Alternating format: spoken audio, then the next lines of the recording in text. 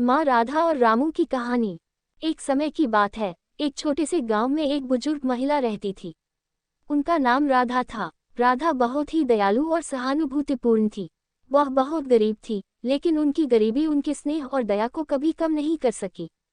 राधा का एक ही बेटा था जिसका नाम रामू था। रामू किसी नगर में नौकरी करता था और अपनी माँ से बहुत प्यार करता था। रामू हर महीने अपनी माँ के पास आता था, उसे पैसे देता था और फिर वापस शहर चला जाता था। लेकिन एक महीने रामू नहीं आया, फिर दूसरे महीने भी वह नहीं आया। राधा को बहुत चिंता हुई।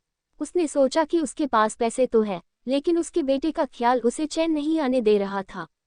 वह रोज बेटे का इंतजार करती, लेकिन रामू नहीं आया।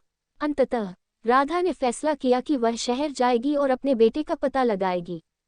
राधा ने अपने सारे पैसे जमा किए और शहर के लिए निकल पड़ी।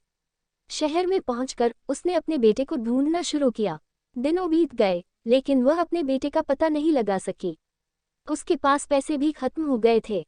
राधा की चिंता बढ़ गई, लेकिन उसने हार नहीं मानी।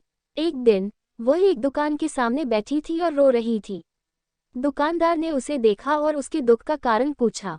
राधा ने अपनी कहानी सुनाई। दुकानदार ने उसे अपने बेटे के बारे में बताया। रामू ने एक हादसे में अपनी जान गंवाई थी। राधा ये सुनकर तोड़ गई।